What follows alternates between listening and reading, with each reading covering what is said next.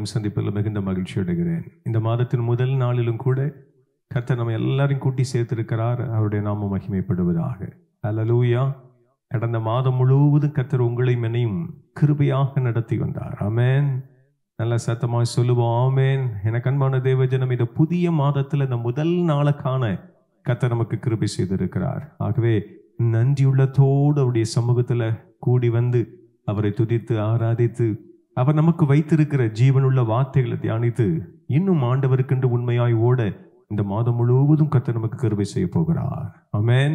அப்படியே இருக்கிற இடங்களில் கண்களை மூடுவோமா? நம்ம ஜெபிப்போம். ஆண்டவரே, நன்றி செலுத்துகிறோம் சுவாமி, நன்றி செலுத்துகிறோம். இந்த ஆசீர்வதிக்கப்பட்டிருக்கிற இந்த மாதத்தின் முதல் நாளிலே சகோதர சகோதரிகளாக, குடும்பத்தின் பிள்ளைகளாக ஆண்டவரே கூடி வந்து உம்மை நோக்கி பார்க்கும்படியாக தேவரீ தருகிற இந்த நல்ல வேளைக்காக நாங்கள் நன்றி செலுத்துகிறோம். நீர் அநாதி தேவன் ஆண்டவரே, நீர் தயவுள்ளவர் ஆண்டவரே. கடந்த மாதம் முழுவதும் கண்மணி போல் எங்களை பாதுகாத்து வந்தீரே. உள்ளத்தை திறந்து நாங்கள் நன்றி மாத்திரம் செலுத்துகிறோம் ஆண்டவரே, நன்றி மாத்திரம் செலுத்துகிறோம். நன்றி என்று சொல்லுகிறோம் நாதா, நாவாலே துதிக்கிறோம் நாதா. நன்றி என்று சொல்லுகிறோம் நாதா, நாவாலே துதிக்கிறோம் நாதா. நன்றி இயேசு ராஜா, நன்றி இயேசு ராஜா, நன்றி இயேசு ராஜா, நன்றி இயேசு ராஜா. சேர்ந்து பாடுவோமா? கடந்த நாட்கள் காத்தீரே நன்றி ராஜா, கடந்த நாட்கள் காத்தீரே நன்றி ராஜா. புதிய நாளை தந்தீரே நன்றி ராஜா, புதிய நாளை தந்தீரே நன்றி ராஜா. நன்றி என்று சொல்லுகிறோம் நாதா, நாவாலே துதிக்கிறோம் நாதா. அப்பா, நாங்கள் நன்றி செலுத்துகிறோம். கடந்த நாள் முழுவதும் எங்களை பாதுகாத்தீரே, கடந்த மாதம் முழுவதும் எங்களை பாதுகாத்தீரே ஆண்டவரே. கிருபையாக இந்த மாதத்தின் ஆண்டவரே முதல் நாளுக்கான கிருபை செய்திருக்கிறீரே. உள்ளத்தின் ஆழத்திலிருந்து நாங்கள் நன்றி செலுத்துகிறோம் சுவாமி. இந்த மாதம் முழுவதும் உங்களுடைய தயவுள்ள கிருபையின் கரம் எங்களை நடத்தட்டும் என்று சொல்லி நாங்கள் எங்களை ஒப்பு கொடுக்கிறோம் சுவாமி. சிறப்பு பாடல் வேளை ஆண்டவரே, உங்களுடைய வார்த்தைகளை தியானிக்கிற வேளை, ஒவ்வொரு வேளைகளையும் கர்த்தர் எங்களுக்கு நீங்கள் ஆசீர்வதித்து கொடுக்கும்படியாக என்னுடைய சமூகத்தில் நாங்கள் கெஞ்சி பிரார்த்தனை பண்ணுகிறோம். அடியவர்களாகி எங்களை மறைத்து அடியவர்களாகி எங்களோடும் ஆண்டவரே இதில் இணைந்திருக்கிற அன்பான சகோதர சகோதரிகள், குடும்பத்தின் பிள்ளைகள், இது பார்க்கிற ஒவ்வொரு நல்ல உள்ளங்களோடும் கர்த்தர் உம்முடைய பாடலின் மூலமாக, ஜீவனுள்ள வார்த்தைகளின் மூலமாக நீர் பேசும்படியாக என்னுடைய சமூகத்தில் நாங்கள் ஜெபிக்கிறோம். கர்த்தர் செய்கிறீர் என்கிற நம்பிக்கையோடு மக்கள் நாங்கள் நன்றி மாத்திரம் செலுத்துகிறோம். தொடர்ந்து பொறுப்படுத்திக் கொள்ளுங்க, வழி நடத்துங்க, பெரிய காரியங்களை செய்யுங்க. எங்களுடைய நாமம் மகிமைப்படுவதாக. எங்களுடைய வாயின் வார்த்தைகளும் எங்களுடைய இருதயத்தின் தியானங்களும் உம்முடைய சமூகத்தில் எப்பொழுதும் பெரிதியாக இருக்கட்டும். ஏசப்பாவின் என்ப நாமத்தில் ஜெபிக்கிறேன். ஜெபங்களும் எங்கள் ஜீவனுள்ள நல்ல பிதாவே, ஆமென். ஹல்லேலூயா. நல்ல சத்தமாய் ஹல்லேலூயா. எனக்கு அன்பான தேவஜனம், இப்பொழுது கூட ஒரு அருமையான கருத்து செறிந்த ஒரு சிறப்பு பாடல் நம்ம பாட கேட்க இருக்கிறோம். அவருடைய பாதத்தை உறுதியாய் பிடித்துக்கொள்ள அழைக்கப்படுகிறோம். ஆமென். உறுதியாய் பிடித்துக் கொள்வோமே. ஆனால் ஆண்டவர் உங்களுக்கு எனக்கும் மகிமையான அற்புதங்களை வைத்திருக்கிறார். கேட்போமா? ஒரு அருமையான பாடல்.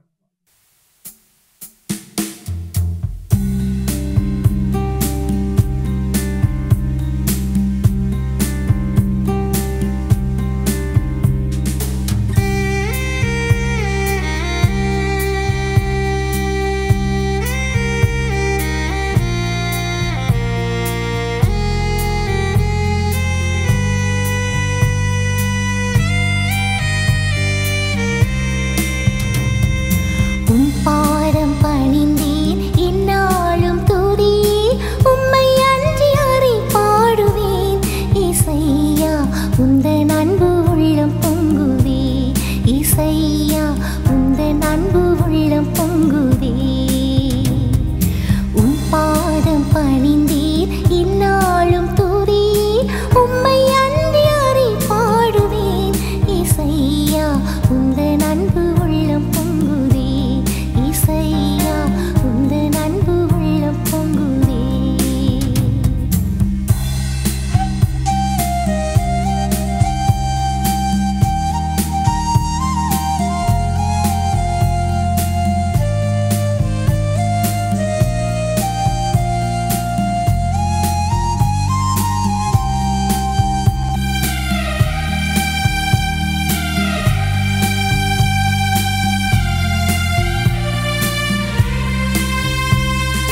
பரிசுத்தமே பரவசமே பரனே சருளே வரப்பொருளே. பரிசுத்தமே பரவசமே பரனே சருளே வரப்பொருளே. தேடினதால் கண்டடைந்தேன், பாடிட பாடக ஈந்தளித்தீர். தேடினதால் கண்டடைந்தேன், பாடிட பாடக ஈந்தளித்தீர். உன் பாதம் பணிந்தேன் எந்நாளும் துதி, உம்மை அன்றி யாரை பாடுவேன். இசையா உந்தன் அன்பு உள்ளம் பொங்குதே. இசையா உந்தன் அன்பு உள்ளம் பொங்குதே.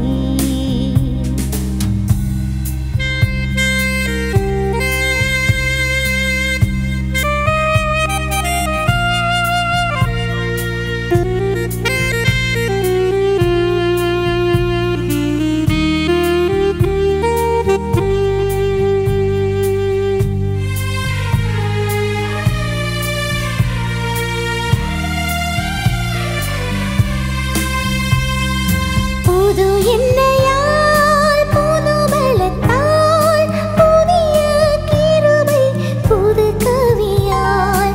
புது எண்ணெயால் புது பலத்தால் புதிய கிருபை புது கவியால். நிரப்பினிதம் நடத்துகின்றீர், நூதன சாலினில் சேர்த்திடுவீர். நிரப்பினிதம் நடத்துகின்றீர், நூதன சாலினில் சேர்த்திடுவீர். உன் பாதம் பணிந்தேன் எந்நாளும் துதி, உம்மை அன்றி யாரை பாடுவேன். இசையா உந்தன் அன்பு உள்ளம் பொங்குதே. இசையா உந்தன் அன்பு உள்ளம் பொங்குதே.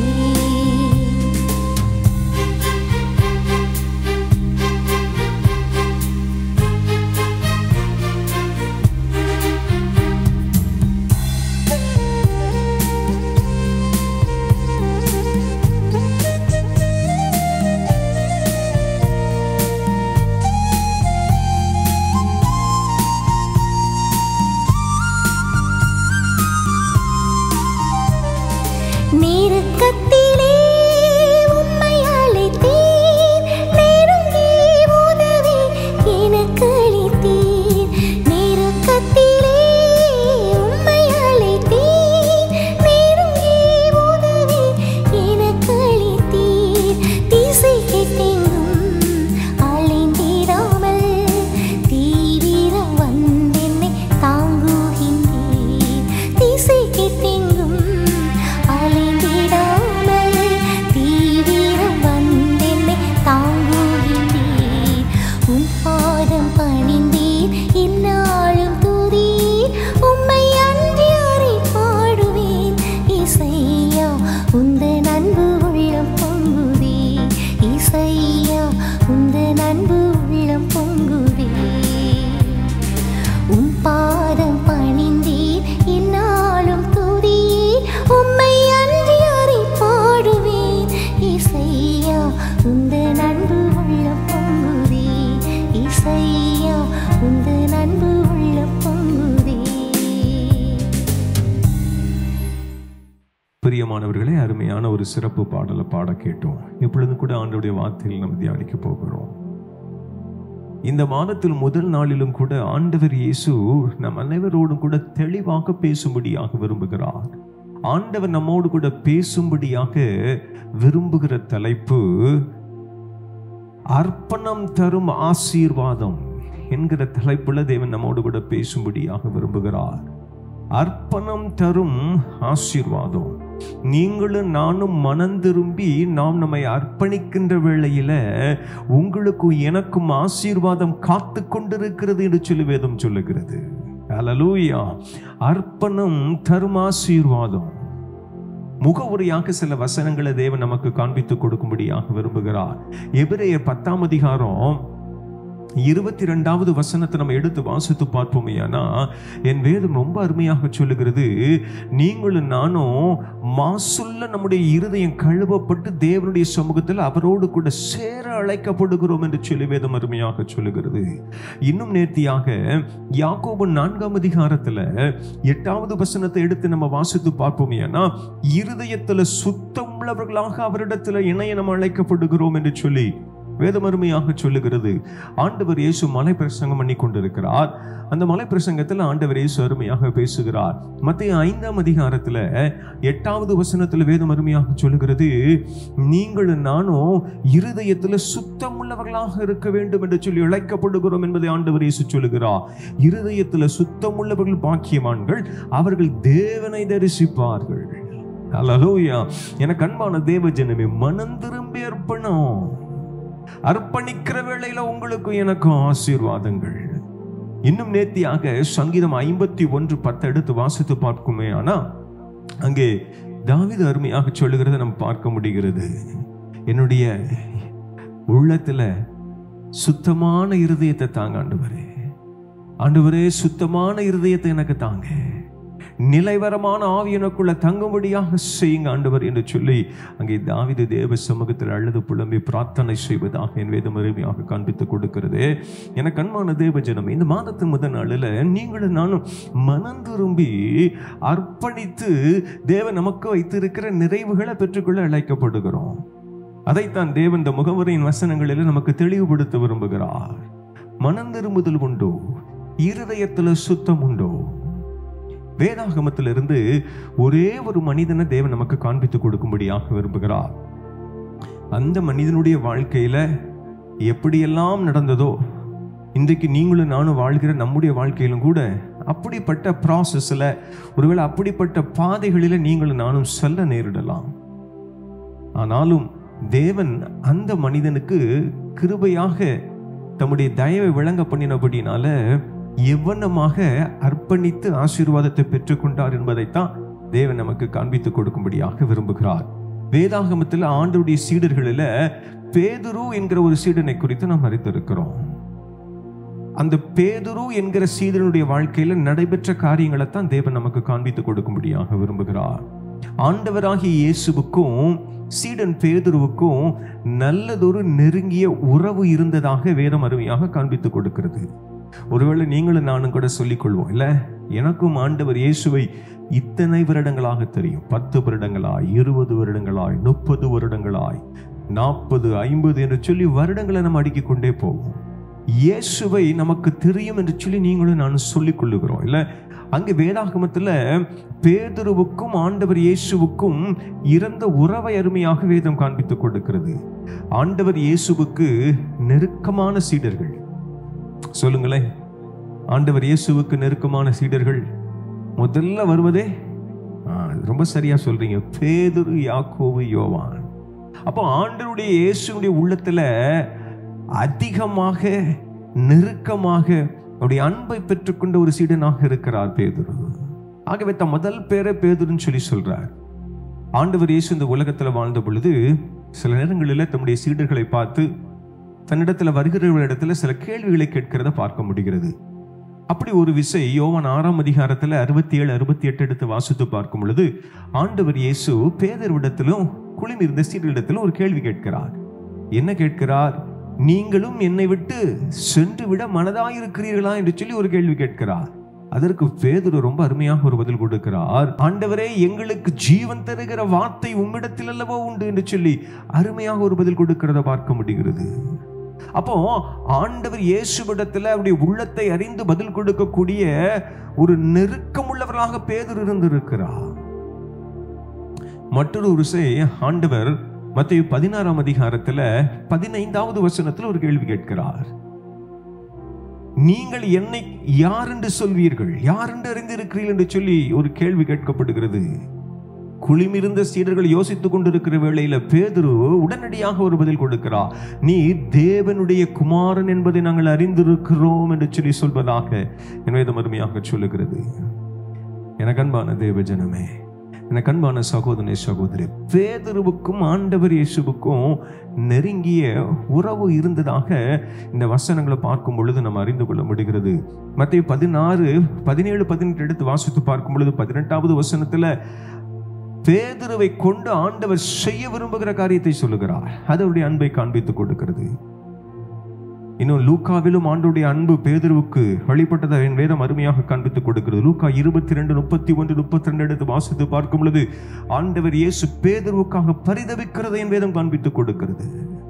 So they are having a good relationship. நல்ல ஒரு உறவு இருந்ததாக வேதம் காண்பித்துக் கொடுக்கிறது. ஒருவேளை உங்களுடைய என்னுடைய வாழ்க்கையில கூட நீங்களும் நானும் ஆண்டவரோடு நல்ல உறவோடு வாழ்ந்து கொண்டு இருந்திருக்கலாம். ஆனால் நடந்தது என்ன? அதைத்தான் இந்த மாதத்தில் முதல் நாளில் நீங்களும் நானும் அறிந்து கொண்டு அர்ப்பணிக்க தேவன் ஒரு அழைப்பு கொடுக்கிறார். நடந்தது என்ன? வாசிக்க கேட்போம். மத்தேயு 26ஆம் அதிகாரம் 69வது வசனத்துக்கு நேராக நம்முடைய கண்களை திருப்புவோம். அதிலிருந்து 74வது வசனம் வரைக்கும் அங்கே சம்பவங்கள் கொடுக்கப்பட்டிருக்கிறது. அந்த வசனத்தை நான் வாசிக்கிறேன். மத்தேயு 26, 69. அத்தருணத்தில் பேதுரு வெளியே வந்து அரமனை முற்றத்தில் உட்கார்ந்திருந்தான். அப்பொழுது வேலைக்காரி ஒருத்தி அவனிடத்தில் வந்து, நீயும் கலிலேயனாகிய இயேசுவோடு கூட இருந்தாய் என்றாள். 70வது வசனம். அதற்கு அவன், நீ சொல்லுகிறது எனக்கு தெரியாது என்று எல்லாருக்கும் முன்பாக மறுதளிக்கிறான். மறுதளிக்கின்ற ஒரு பேதுரு. அதோடு அவன் நின்று விடல. 71வது வசனத்துல பாருங்க. அவன் வாசல் மண்டபத்திற்கு போன பொழுது வேறொருத்தி அவனை கண்டு, இவனும் நசரேயனாகிய இயேசுவோடு கூட இருந்தான் என்று அங்கே இருந்தவர்களுக்கு சொன்னாள். அவனோ அந்த மனுஷனை நான் அறியேன் என்று ஆணையிட்டு மறுபடியும் மறுதளிக்கிறான். எனக்கு அன்பான தேவஜனமே, ஆண்டவர் இயேசுவை நீங்களும் நானும் அறிந்தேன் என்று சொல்லியும் மீண்டும் மீண்டும் அவரை மறுதளித்துக் கொண்டிருக்கிறோமோ? தேவனோடு நெருங்கின ஒரு சீடன் தான். ஆமென். மீண்டும் அவன் மறுதளிக்கிறான். 73வது வசனத்தை வாசிக்கிறேன். சற்று நேரத்துக்கு பின்பு அங்கே நின்றவர்கள் பேதுருவிடத்தில் வந்து, மெய்யாகவே நீயும் அவர்களில் ஒருவன், உன் பேச்சு உன்னை வெளிப்படுத்துகிறது என்றார்கள். அப்பொழுது அவன் அந்த மனுஷனை அறியேன் என்று சொல்லி சபிக்கவும் சத்தியமனும் தொடங்கினான். உடனே சேவல் கூறிற்று. எனக்கு இயேசுவை தெரியாது என்று சொல்லி சபிக்கிறான், சத்தியம் பண்ணுகிறான். What a pathetic condition.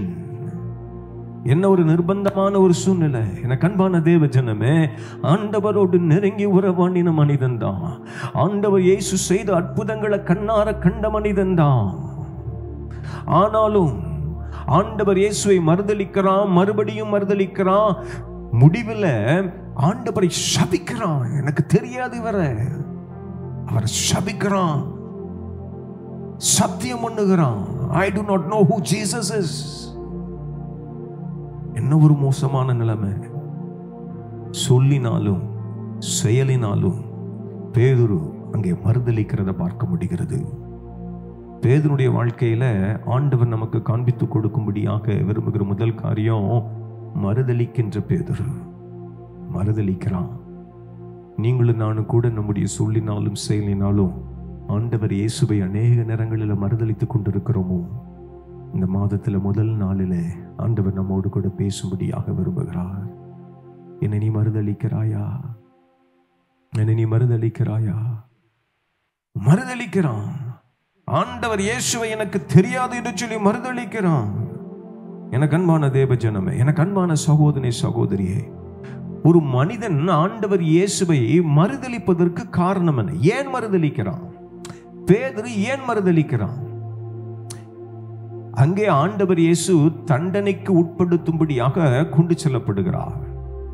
ஒருவேளை இயேசுவை நான் அறிவேன் என்று அவன் அறிக்கை செய்வானே, ஆனா இவனும் ஒருவேளை உபாதைகளுக்கும் உபத்திரவங்களுக்கும் கொண்டு செல்லப்படுவான், இல்லை தள்ளிவிடப்பட்டு விடுவான் என்கிற அச்சம், பயம் அவனுக்குள்ள இருந்தபடினால தைரியமாக அவனால் சொல்ல முடியல.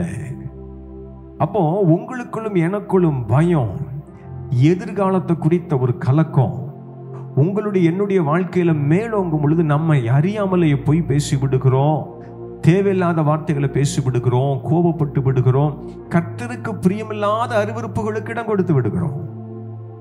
அப்போ பயம் நம்முடைய வாழ்க்கையில இருக்குமே அண்ணா, நீங்களும் நானும் ஆண்டவர் இயேசுவுக்கு பிரியமாக இருக்க முடியாது, அர்ப்பணிக்க முடியாது. அதற்கும் மேலாக எனக்கு அன்பான தேவ ஜனமே, ஆண்டவர் வைத்திருக்கிற ஆசீர்வாதங்களையும் பெற்றுக்கொள்ள முடியாது. அதை உணர்த்து வண்ணமாக அமைந்துள்ள ஜீவனுள்ள வார்த்தைகள் 1 யோவான் 4ஆம் அதிகாரம் 18வது வசனத்தில் இருக்கிறது. அந்த வசனத்தை நான் வாசிக்கிறேன். அன்பிலே பயம் இல்லை, பூரண அன்பு பயத்தை புறம்பே தள்ளும், பயமானது வேதனை உள்ளது, பயப்படுகிறவன் அன்பிலே பூரணப்பட்டவன் அல்ல. நல்ல கவனிக்கணும். அன்பிலே பயம் இல்லை, பூரண அன்பு பயத்தை புறம்பே தள்ளுமா. அப்போ பேதுருவுக்குள்ள பயம் இருக்கிறது. எங்கே நான் ஆண்டவர் இயேசுவை சாட்சியாய் ஆம் நான் அவரோடு கூட இருந்தேன் என்று சொல்வேனே, ஆனா எனக்கு என்ன நேரிடும் என்கிற ஒரு அச்சம், பயம் அவனுக்குள்ள இருக்கிறது.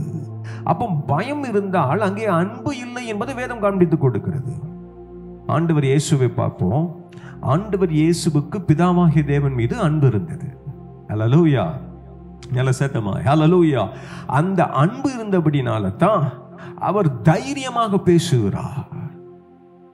தேவனுடைய ஆலயத்தை கள்ளர் கொகைகளாக மாற்றுகிறீர்களே, அகன்று போங்கள் என்று சொல்லி விரட்டுகிறார். சத்தியத்தை சத்தியமாக என் இயேசு பேசுகிறார். காரணம் என்ன தெரியுமா? பிதாவாகிய தேவன் மீது அவர் வைத்திருந்த அன்பு. அந்த அன்புல அவர் பூரணப்பட்டபடினால் அவருக்கு பயம் இல்லை. நான் எப்படி நடத்தப்பட போகிறேன், என் வாழ்க்கையில் என்ன நடக்க போகிறது என்பதை ஆண்டவர் இயேசு நன்கு அறிந்திருக்கிறார். காரணம் அவருடைய அன்பு ஆண்டவர் பிதாவாகிய தேவன் மீது இருந்தபடினால் அவருக்குள்ள தைரியமாக காரியங்கள் நடப்பிப்பதற்கு அது உதவி செய்கிறது. பேதுரு ஆண்டவர் இயேசுவோடு இருந்தாலும் அவனுக்கு ஆண்டவர் இயேசுவின் மீது இருந்த அன்பும் விசுவாசமும் சற்று குறைவாகவே இருந்திருக்கிறது. ஆமென். ஆகவே தான் அவர் மறுதளிக்கிறான். எனக்கு அன்பான தேவ ஜனமே, உங்களுடைய என்னுடைய வாழ்க்கையில நீங்களும் நானும் பதறுகிறோம், கலங்குகிறோம், அஞ்சுகிறோம், சில நேரம் மறுதளிக்கிறோம், பொய் பேசுகிறோம், தேவையில்லாத காரியத்தை செய்து விடுகிறோம். காரணம் என்ன தெரியுமா? உங்களுக்கும் எனக்கும் நமக்கும் ஆண்டவர் இயேசுவின் மீது அன்பு இல்லாமல் போகிறபடினால் தான். அவரிடத்துல அன்பு இருக்குமே, ஆனா நமக்குள்ள தைரியம் இருக்கும், நமக்குள்ள விசுவாசம் இருக்கும். ஹல்லேலூயா. அன்பிலே பயம் இல்ல, பூரண அன்பு பயத்தை புறம்பே தள்ளும்.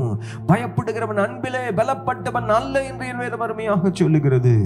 அன்பிலே பரிபூரணப்பட்டவன் அல்ல, பயப்படுகிறவன் அன்பிலே பூரணப்பட்டவன் அல்ல.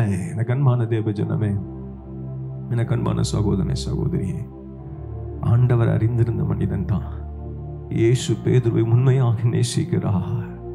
பேதுருவும் நான் ஆண்டவரிடத்தில் அன்பாய் இருக்கிறேன்னு நினைக்கிறான். ஆனால் எங்கோ ஒரு குறை, அந்த குறை அவனை ஆண்டவர் இயேசுவை ஜீவனுள்ள தேவனை மறுதலிக்க வைக்கிறது. உங்களுடைய என்னுடைய வாழ்க்கையில நீங்களும் நானும் கூட சொல்லினாலும் செயலினாலும் மறுதலித்துக் கொண்டிருக்கிறோமோ? மனம் திரும்பி அர்ப்பணித்து அர்ப்பணம் தரும் ஆசீர்வாதத்தை பெற்றுக்கொள்ள அழைக்கப்படுகிறோம். ஹல்லேலூயா. ஒரு அருமையான தெரிஞ்ச கவி, சேர்ந்து பாடுவோமா? திரும்பு மனம் திரும்பு, பரலோகம் சமீபமே, விரும்பு இயேசுவை விரும்பு, அவர் வருகை சமீபமே. திரும்பு மனம் திரும்பு, பரலோகம் சமீபமே, விரும்பு இயேசுவை விரும்பு, அவர் வருகை சமீபமே. காலங்கள் போனால் திரும்பாது, கிருபையின் நாட்களை தள்ளாது. காலங்கள் போனால் திரும்பாது, கிருபையின் நாட்களை தள்ளாது. திரும்பு மனம் திரும்பு, பரலோகம் சமீபமே. விரும்பு இயேசுவை விரும்பு, அவர் வருகை சமீபமே. அல்லேலூயா. மனம் திரும்ப அழைக்கப்படுகிறோம், அர்ப்பணிக்க அழைக்கப்படுகிறோம். இரண்டாவது உன்னுடைய வாழ்க்கையில நடக்கிற காரியத்தை ஆண்டவர் நமக்கு காண்பித்து கொடுக்கும்படியாக விரும்புகிறார். லூக்கா 22 அதிகாரத்திற்கு நேராக நம்முடைய கண்களை திருப்ப கர்த்தர் நமக்கு உதவி செய்வாராக. லூக்கா 22 அதிகாரம் 60வது 61வது 62வது வசனம். அந்த வசனங்களை நான் வாசிக்கிறேன். அதற்கு பேதுரு, மனுஷனே, நீ சொல்லுகிறதை அறியேன் என்றான். அவன் இப்படி சொன்னவுடனே சேவல் கூவிற்று. அப்பொழுது கர்த்தர் திரும்பி பேதுருவை நோக்கி பார்த்தார். சேவல் கூவுகிறதற்கு முன்னே நீ என்னை 3 தரம் மறுதலிப்பாய் என்று கர்த்தர் தன்னிடத்தில் சொன்ன வசனத்தை உடனே பேதுரு நினைவு கூர்ந்து, 62வது வசனம், வெளியே போய் மனம் கசந்து அழுதான் என்று சொல்லி வேதம் அருமையாக சொல்லுகிறது. இரண்டாவது காரியம், பேதுருடைய வாழ்க்கையில் நடக்கக்கூடிய இரண்டாவது காரியம், மனம் கசந்து அவன் அழுதான் என்று சொல்லி வேதம் சொல்லுகிறது. நல்ல கவனிங்க. ஆண்டவர் இயேசுவை சேவல் கூவுகிறதற்கு முன்பதாக 3 முறை மறுதலிப்பா என்று சொல்லி ஆண்டவர் சொன்னார். மரணமே வந்தாலும் நான் உம்மை மறுதலிப்பதில்லை என்று சொல்லி அவன் மாறுதட்டி சொன்னான். நீங்களும் நானும் கூட அவனமாகத்தான் சொல்லுகிறோம், இல்ல ஏனோ ஆனால் தவறி விடுகிறோம். இன்றைக்கு தேவன் நம்மோடு கூட பேசுவாராக. அப்பொழுது கர்த்தர் திரும்பி, ஒருவேளை இன்றைக்கு நான் உங்களோடு கூட ஆண்டவருடைய வார்த்தை பிரசங்கம் பண்ணி கொண்டிருக்கிறேன். ஆண்டவர் இயேசு அன்றைக்கு எந்த பிரசங்கமும் பண்ணல. ஆமென். ஜஸ்ட் அப்படி திரும்பி தான் பார்த்தாரு. ஒரு சின்ன லுக் தான். ஆமென். இது ரொம்ப அருமையா சொல்லுது. அப்பொழுது கர்த்தர் திரும்பி பேதுருவை நோக்கி பார்த்தார். சேவல் கூவுகிறதற்கு முன்னே நீ என்னை 3 தரம் மறுதலிப்பாய் என்று கர்த்தர் தன்னிடத்தில் சொன்ன வசனத்தை உடனே அவன் நினைவு கூறுகிறான். எனக்கு அன்பான தேவஜனமே, எனக்கு அன்பான சகோதரனே, சகோதரியே, இந்த உலகத்தினுடைய அன்பு, உறவு, நட்பு எல்லாம் உங்களை முன்ன ஏமாற்றிவிடும். இயேசுவின் அன்பு மாறாதது. ஹல்லேலூயா. சத்தமா சொல்லுங்க, ஹல்லேலூயா. மாறாதது. மாறுவதற்கு அவர் மனிதன் அல்ல, பொய் சொல்வதற்கு அவர் மனுபுத்திரன் அல்ல. அவர் சொல்லியும் செய்யாதிருப்பாரோ? அவர் வாக்குத்தத்தங்களின் தேவனாயிற்று. எனக்கு அன்பான தேவ ஜனமே, the God that you and I worship is a God of promises. அவர் வாக்குத்தத்தங்களின் தேவன். சொல்லியும் செய்யாதிருப்பாரோ? அவர் மாறுவதே இல்லை. ஆண்டவர் இயேசுவினுடைய அன்பு மாறுவதே இல்லை. அவர் நேற்று மின்றும் என்றும் மாறாதவர் என்று வேதம் சொல்லுகிறது. எனக்கு அன்பான தேவ ஜனமே, அந்த மாறாத அன்பு இவன் மறுதலிக்கிறான், ஆனா அந்த அன்பு அவனை நோக்கி பார்க்கிறது. இந்த வசனங்களை படிக்கும் பொழுது நான் அழுதேன். நீங்களும் நானும் ஆண்டவர் விட்டு தூரமாய் சென்றாலும் ஆண்டவர் இயேசு இன்றைக்கும் உங்களுக்காக, எனக்காக, நமக்காக பரிதபிக்கிற நல்ல தெய்வமாக இருக்கிறார். இந்த மாதத்தின் முதல் நாளில் தேவன் நம்மோடு கூட பேசிக் கொண்டிருக்கிறார். சகோதரனே, சகோதரியே, நீங்கள் யாராக இருந்தாலும் சரி, இயேசுவை அறிந்து அறியாத மக்களாக இருந்தாலும் சரி, அறிந்தும் நான் தவறு செய்கிறேன், அறியாது நான் இருக்கிறேன். இன்றைக்கு ஆண்டவர் இயேசு உங்களை பார்க்க விரும்புகிறார். ஆண்டவருடைய இயேசுவினுடைய பார்வை பட்ட பொழுதுல அவன் உணர்த்தப்படுகிறான். மனம் கசந்து அழுது. ஹல்லேலூயா. மனம் கசந்து அழுது, ஐயோ நான் தவறிவிட்டேனே, ஐயோ நான் பாவம் செய்தேனே. மனம் கசந்து அழுகிறான். நீங்களும் நானும் கூட அவ்வனமாக தேவ சமூகத்தில் இந்த வார்த்தை புறப்பட்டு படுகிற வேளையில ஆண்டவருடைய ஜீவனுள்ள வார்த்தைகள் நம்மோடு கூட பேசுகிறதே. கண்களின் நிச்சயினாலும், மாமிசத்தின் நிச்சயினாலும், ஜீவனத்தின் பெருமையினால அறிந்தோ அறியாமலோ, தெரிந்தோ தெரியாமலோ நம்ம தவறி இருக்கிறோமோ, தவறி இருப்போமே. ஆனா ஜீவனுள்ள வார்த்தைகள் நம்மோடு கூட பேசிக் கொண்டிருக்கிறது. இயேசுவின் அன்பை நம்மை நோக்கி வந்து கொண்டிருக்கிறது. அந்த அன்பு பார்த்த மாத்திரத்தில் பேதுரு அழுது புலம்புகிறான். நீங்களும் நானும் ஒருவேளை கடின உள்ளத்தோடு இருக்கிறோமோ? எத்தனை வாதைகள் வந்தாலும் மீண்டும் மீண்டும் உள்ளம் கடினமானதே. பார்பானை போல இருக்கிறோமோ? நம்முடைய உள்ளம் கடினமாக இருக்கிறதோ? எனக்கு அன்பான தேவஜனமே, எனக்கு அன்பான சகோதரனே, சகோதரியே, மனம் கசந்து நம்ம நிலைமையை உணர்ந்து நாம் நம்மை அர்ப்பணிக்க இந்த மாதத்தின் முதல் நாளில் தேவன் நமக்கு ஒரு அழைப்பு கொடுக்க விரும்புகிறார். 2 சாமுவேல் 12:13 எடுத்து வாசித்து பார்க்கும் பொழுது தாவீது தன்னுடைய வாழ்க்கையில செய்த தவறு நாம் அறிந்திருக்கிறோம். மாற்றானுடைய மனைவியை தனக்கு சொந்தமாக கொள்கிறான். பச்சைபாலிடத்துல தவறு செய்கிறான். அதோடு நின்று விடவில்லை, கணவனையும் கொண்டு போடுகிறான். கர்த்தர் தாவீதோடு பேசும்படியாக தீர்க்கதரிசி அனுப்புகிறார். அந்த தீர்க்கதரிசி அவனிடத்துல போய் தெளிவாக தாவீதிடத்துல கர்த்தர் சொல்ல சொன்னதை அருமையாக சொல்லுகிறார். சொன்ன மாத்திரத்துல 2 சாமுவேல் 12:13 ஐயோ நான் பாவம் செய்தேன் என்கிறதை உணர்கிறான். தேவ சமூகத்தில் தன்னை தாழ்த்துகிறான், வெறுமையாக்குகிறான். சங்கீதம் 51 அவனுடைய அழுது புலம்புகிறதை என் வேதம் அருமையாக காண்பித்துக் கொடுக்கிறது. என் பாவம் என் கண்களுக்கு முன்பதாக நிற்கிறதே ஆண்டவரே, நான் என்ன செய்யட்டும்? நித்தம் என்னுடைய பாவங்கள் என் கண்களுக்கு முன்பதாக நிற்கிறது. என் மீது கிருபையாக இருங்க, சுத்தமான இருதயத்தை எனக்கு தாங்க, நிலைவரமான ஆவி எனக்குள்ள ஊற்றுங்க என்று சொல்லி அழுது தேவ சமூகத்தில் தன்னை தாழ்த்தி ராஜா புலம்புகிறதை என் வேதம் காண்பித்துக் கொடுக்கிறது. எனக்கு அன்பான தேவ ஜனமே, ஆண்டவர் நம்மோடு கூட பேசிக் கொண்டிருக்கிறார். அர்ப்பணம் தரும் ஆசீர்வாதம். இந்த லென்த் என்னும் தபசு நாட்கள், தவ நாட்கள் ஆண்டவர் கிருபையாக தந்திருக்கிறாரே. இது மனுக்குலத்திற்கு தேவன் கிருபையாக கொடுத்த ஒரு வசந்த காலம் அல்லவோ, இது ஒரு இளவேநீர் காலம் அல்லவோ, இது ஒரு துளிர் விடுகிற காலம் அல்லவோ. நம்மை சீர்தூக்கி பார்த்து அழுது புலம்பி தேவ சமூகத்துல ஒப்பு கொடுக்க நம்ம அழைக்கப்படுகிறோம். இறுதியாக யோவான் 21 15, 16, 17 இந்த வசனங்களை நான் வாசிக்கிறேன். அவர்கள் போஜனம் பண்ணின பின்பு இயேசு சீமோன் பேதுருவை நோக்கி, யோனாவின் குமாரனாகிய சீமோனே, இவர்களிலும் அதிகமாய் நீ என்னிடத்தில் அன்பாயிருக்கிறாய் என்றார். அதற்கு அவன், ஆம் ஆண்டவரே, உம்மை நேசிக்கிறேன் என்பதை நீர் அறிவீர் என்றான். அவரின் ஆட்டுக்குட்டிகளை மேய்ப்பாயாக என்று சொல்லுகிறார். ஆண்டவர் தம்முடைய சீடர்களுக்கு தரிசனமாக காட்சி கொடுக்கிறார். அப்படி தரிசனமாக காட்சி கொடுக்கிற வேளை தான் இந்த வேளை. அப்படி தரிசனமாக காட்சி கொடுக்கிற வேளையில் சீமோன் பேதுருவிடத்தில் ஆண்டவர் இயேசு பேசுகிறார். என்ன பேசுகிறார்?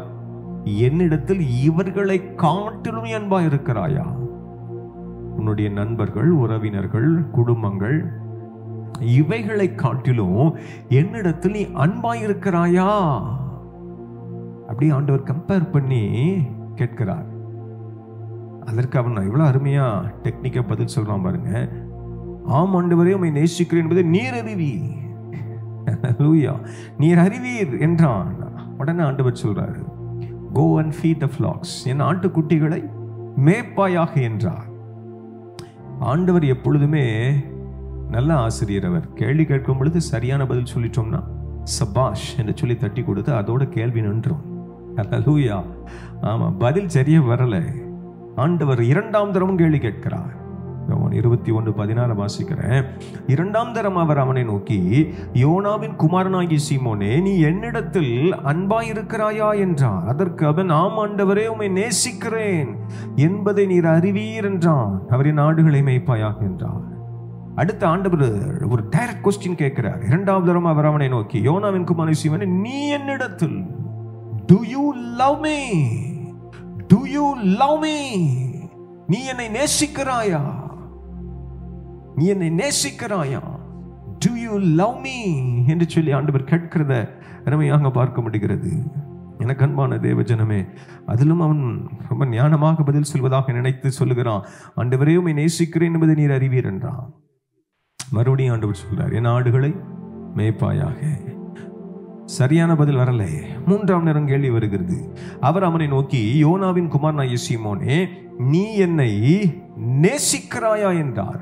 முதல் 2 நேரமுமே நீ இடத்துல அன்பாயிருக்கிறாயா என்று சொல்லி கேட்கிறார். 3ஆவது நேரத்தில் என்னை நேசிக்கிறாயா என்று சொல்லி சொல்லுகிறார். நேசிக்கிறாயா என்றார். என்னை நேசிக்கிறாயா என்று அவர் 3ஆம் தரம் தன்னை கேட்டபடினால பேதுரு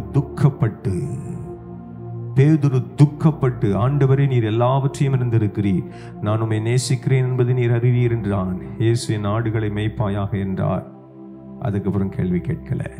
சரியான பதில் வந்து விட்டது. துக்கப்படுகிறான், அழுது புலம்புறான், தன் பாவத்தை உணர்கிறான். தன்னை மீண்டும் ஒரு புதிய வாழ்க்கைக்கு அர்ப்பணிக்க அவன் ஒப்பு கொடுக்கிறத இந்த 17வது வசனத்தின் மூலமாக நாம் அறிந்து கொள்ள முடிகிறது. அன்பாயிருக்கிறாயா, அன்பாயிருக்கிறாயா என்று கேட்ட ஆண்டவர் 3வது முறை கேட்கும் பொழுது நேசிக்கிறாயா என்று சொல்லி, ஒரு நண்பன் எப்படி மற்றொரு நண்பனுடைய தோள்களிலே கைகளை போட்டுக்கொண்டு எவ்வளவு உரிமையோடு பேசுவாரோ அவ்வண்ணமாக ஆண்டவர் இயேசுவும் நெருங்கி வந்து என்னை நீ நேசிக்கிறாயா என்று சொல்லி தோள்களின் மீது கைகளை போட்டு கேட்பதை போல ஒரு நண்பனை போல நெருங்கி வருகிறார். அந்த அன்பு அவனை அதிகமாய் தாக்கினபடியினால அவன் முற்றிலுமாய் உணர்வடைகிறான்.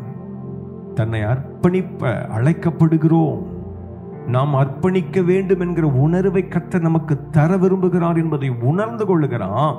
தன் வாழ்க்கையை அர்ப்பணிக்கிறான். அதற்கு பின்பதாக கேள்வி கேட்கப்படலை. எனக்கு அன்பான தேவ ஜனமே, எனக்கு அன்பான சகோதரனே சகோதரியே, இந்த மாதத்தின் முதல் நாளில் கர்த்தர் நீங்களும் நானும் மனம் திரும்பி அர்ப்பணம் செய்து ஆண்டவர் நமக்கு வைத்திருக்கிற ஆசீர்வாதங்களை பெற்று அனுபவிக்க வேண்டும் என்று சொல்லி விரும்புகிறார். ஒரு அல்லேலூயா சொல்லுங்களேன். நல்ல கைகளை உயர்த்தி சொல்லுங்களேன். ஹல்லேலூயா, ஹல்லேலூயா, ஹல்லேலூயா. ஆண்டவருடைய சமூகத்தில் மனம் திரும்பி அர்ப்பணித்தபடினால அர்ப்பணிப்பு தரும் ஆசீர்வாதம் என்கிற தலைப்புக்கு இணங்க ஆண்டவர் இயேசு பேதுருவை ஆசீர்வதித்தது என் வேதம் அருமையாக காண்பித்துக் கொடுக்கிறது. அந்த ஆசீர்வாதத்தை மாத்திர வாசித்து நம்ம ஜெபிக்க போகிறோம். இன்றைக்கு கர்த்தர் நம்மை ஆசீர்வதிக்க விரும்புகிறார். அப்போஸ்தலர் 5ஆம் அதிகாரம் 15-16. அப்போஸ்தலர் 5:15-16 வாசிக்கிறேன். பிணியாளிகளை படுக்கைகளின் மேலும் கட்டில்களின் மேலும் கிடத்தி பேதுரு நடந்து போகையில் அவனுடைய நிழலாகிலும் அவர்களில் சிலர் மேல் படம் படிக்கு அவர்களை வெளியே வீதிகளில் கொண்டு வந்து வைத்தார்கள். சுற்று பட்டணங்களிலும் இருந்து திரளான ஜனங்கள் பிணியாளிகளையும் அசுத்த ஆவிகளால் வாதிக்கப்பட்டவர்களையும் எருசலேமுக்கு கொண்டு வந்தார்கள். அவர்கள் எல்லாரும் குணமாக்கப்பட்டார்கள். ஹல்லேலூயா, சத்தமா ஹல்லேலூயா. ஐயா, மறுதளித்த ஒரு மனிதன் தான். ஆண்டவருடைய அன்பு அவன் மீது நோக்கமாக இருக்கிறது என்பதை உணர்ந்தவுடனே அழுது மனங்கசந்து அழுறான். மீண்டும் ஆண்டவர் அவனுடைய மாற்றம் இல்லை, மனங்கசந்து அழுறான். இறுதியில் ஆண்டவர் தன்னையே அவனுக்கு தரிசனமாக காண்பித்து அவனோடு மீண்டும் பேசுகிறார். துக்கப்பட்டு தன்னையே ஒப்பு கொடுக்க வேண்டும் என்பதை உணர்ந்தவனாக அர்ப்பணிக்கிறான். அர்ப்பணித்த மாத்திரத்தில் ஆண்டவர் இயேசு அவனை கொண்டு மிகப்பெரிய காரியங்களை செய்கிறார். ஆண்டவர் இயேசுவுக்கு பின்பதாக சபையின் மீது அதிக அன்பு கொண்டு சபையை நிறுவுவதில் தீவிரப்பட்டதாக பேதுருடைய வாழ்க்கையில் நம்ம பார்க்க முடிகிறது. ஆண்டவர் இயேசு பேதுருவின் மூலமாக அநேக அற்புதங்களையும் அடையாளங்களையும் செய்தார். எனக்கு அன்பான தேவஜனமே, அர்ப்பணிம் தரும் ஆசீர்வாதம். அர்ப்பணிக்கிற வேளையில கர்த்தர் இன்றைக்கு உங்களுக்கு எனக்கு ஆசீர்வாதங்களை தர விரும்புகிறார். அப்படியே கண்களை மூடுவோமா, நம்ம ஜெபிக்க போகிறோம். ஆண்டவரே, நாங்கள் நன்றி செலுத்துகிறோம். இந்த அருமையான ஆசீர்வதிக்கப்பட்ட மாதத்தின் முதல் நாளில் நம்முடைய சமூகத்தில் வந்து நிற்க கர்த்தர் தருகிற கிருபைகளுக்காக நாங்கள் நன்றி செலுத்துகிறோம். ஆண்டவரே, நீர் சர்வ வல்லமையுள்ள தேவன், நீர் அற்புதங்களின் தேவன். ஆண்டவரே, நீர் அற்புதங்களின் தேவன் ஆவியானவரே, இந்த மாதத்தின் முதல் நாளில் எங்களோடு கூட நீ தெளிவாய் பேசியிருக்கிறீர். அர்ப்பணம் தரும் ஆசீர்வாதம். மனம் திரும்பி அர்ப்பணிக்க நாங்கள் அழைக்கப்படுகிறோம். ஆண்டவரே, உம்மை அறிந்தும் அறியாதவர்கள் போல நீங்க விரும்புகிற வண்ணமாக அன்பை உம்முடைய சமூகத்தில் உமக்கு முன்பதாக எங்களை தாழ்த்தி அர்ப்பணித்து ஆண்டவரே, முழு மனதோடு நாங்கள் உம்மை இடத்தில் அன்பு செய்யவில்லை. ஆண்டவரே, குறைவுகள் உண்டு, அறிகிறோம், மனங்கசந்து அழுகிறோம், எங்களை அர்ப்பணிக்கிறோம். ஆண்டவரே, ஒப்பு கொடுப்பீங்களா? எல்லாரும் ஒப்பு கொடுங்க, ஒப்பு கொடுங்க. இது உங்களுக்கான ஒரு நேரம், இது உங்களுக்கான ஒரு நேரம். ஆண்டவர் உங்களுக்கு அற்புதங்களை செய்ய விரும்புகிற நேரம். ஆண்டவரே, என்னோடு கூட இணைந்து ஜெபத்தில் அப்பா உம்மை நோக்கி பார்க்கிற சகோதர சகோதரிகள் உண்டே, குடும்பங்கள் உண்டே. ஒவ்வொரு மீதும் உடைய அன்பின் அற்புதத்தின் கரம் இறங்குவதாக, உடைய விடுதலையின் கரம் இறங்குவதாக. ஓ மகிமை மகிமை இறங்குவதாக, ஒரு அற்புதம் இறங்குவதாக. Let your people enjoy the mighty deliverance deliverance, ஒரு மகிமையான விடுதலையை பிள்ளைகள் பெற்றுக்கொள்ளட்டும். குடும்பத்தின் பிள்ளைகள் பெற்றுக்கொள்ளட்டும் ஆண்டவரே. ஆவி ஆத்துமா சரீரத்துல ஒரு விடுதலை பெற்றுக்கொள்ளட்டும். அன்றைக்கு பேதுருடைய மனமாற்றம் ஆசீர்வாதத்தை பெற்றுக் கொடுத்ததே, இன்றைக்கு அர்ப்பணிக்கிற வேளையில ஆசீர்வாதத்தை பெற்றுக்கொள்ள கர்த்தர் உதவி செய்வீராக. செய்கிறபடினால் உமக்கு நன்றி ஆண்டவரே. நாங்களும் எங்களை அர்ப்பணிக்கிறோம். புதுமையான ஒரு உணர்வுள்ள ஒரு ஜீவனுள்ள ஒரு வாழ்க்கைக்கு எங்களை ஒப்பு கொடுக்கிறோம் என்று சொல்லி அர்ப்பணிக்க விரும்புகிறவங்க மாத்திரம் அப்படி கூட இருக்கிற இடத்துல அப்படியே உங்களுடைய வலது கரத்தை அப்படியே உயர்த்தி உங்களுடைய இடது கரத்தை மாத்திரம் உடைய இருதயத்தில் வைத்து, ஆண்டவரே நான் அர்ப்பணிக்கிறேன். பேதுருவை ஆசீர்வதித்தது போல என்னையும் எங்களையும் எங்களுடைய குடும்பங்களை சபைகளை ஆசீர்வதியும் என்று சொல்லி ஒரு விஷயம் அர்ப்பணிப்பீங்களா? அர்ப்பணிங்க. அர்ப்பணத்தை எதிர்பார்க்கிறார். ஹல்லேலூயா, ஹல்லேலூயா. வலது கரத்தை வைத்து இடது கரத்தை உங்களுடைய இருதயத்தில் வைத்து, ஆண்டவரே என்னை அர்ப்பணிக்கிறேன் ஒப்பு கொடுங்க. தேவகரம் உங்களை தொட்டு கொண்டு இருக்கிறது. தேவகரம் உங்களை தொட்டு கொண்டு இருக்கிறது. ஆவி ஆத்துமா சரீரத்தில் கர்த்தர் விடுதலை கொடுத்து கொண்டிருக்கிறார். Right now you are being healed. ஒரு அற்புதம் நடந்து கொண்டிருக்கிறது. ஒரு விடுதலை உண்டாகி கொண்டிருக்கிறது. Receive the touch. Receive the touch in the name of Jesus. விடுதலை உண்டாவதாக. கவலை மாறட்டும், பாரங்கள் ஒழியட்டும் இயேசுவின் நாமத்தினால். வறுமைகள் மாறட்டும் ஆண்டவரே. சரீரத்தில் விடுதலைகள் உண்டாகட்டும். தேவைகள் சந்திக்கப்படுவதாக. மாறாவின் கசப்பு மதுரமாய் மாறட்டும் இயேசுவின் நாமத்தினாலே. கர்த்தர் நீர் செய்கிறபடினாலும் உமக்கு நாங்கள் நன்றி மாத்திரம் செலுத்துகிறோம். எங்களை நாங்கள் தாழ்த்துகிறோம் ஆண்டவரே. வெறுமையாக்குகிறோம். அப்பிரயோஜனமான ஊழியம் நீங்க சொன்னதை மாத்திரம் சொல்லி இருக்கிறேன். குற்றங்கள் குறைகளை தயவா மன்னிங்க. விதைக்கப்பட்ட விதைகள் 30, 60, 100 கனி கொடுப்பதை கண்டு கேட்டு நன்றி செலுத்த கர்த்தர் உதவி செய்வீராக. அர்ப்பணம் தரும் ஆசீர்வாதம் அர்ப்பணித்த பிள்ளைகளுக்கு ஆவி ஆத்துமா சரீரத்தில் உங்களுடைய சித்தத்தின்படியே கர்த்தர் அற்புதங்களை செய்து விட்டீங்கிற நம்பிக்கையோடு நன்றி செலுத்துகிறேன். தொடர்ந்து பொறுப்படுத்திக் புதிய கன மகிமை எல்லாவற்றையும் இயேசுப்பா நாங்கள் உங்களுக்கே செலுத்துகிறோம். இயேசுப்பாவின் இன்ப நாமத்தில் ஜெபிக்கிறேன். ஜெபங்களும் எங்கள் ஜீவனுள்ள நல்ல பிதாவே, ஆமென். சேர்ந்து சொல்வோமா? என் ஆத்துமாவே கர்த்தரை ஸ்தோத்திரி, என் முழு உள்ளமே உடைய பரிசுத்த நாமத்தை ஸ்தோத்திரி. என் ஆத்துமாவே கர்த்தரை ஸ்தோத்திரி, அவர் செய்த சகல உபகாரங்களையும் மறவாதே. ஆமென். God bless you all.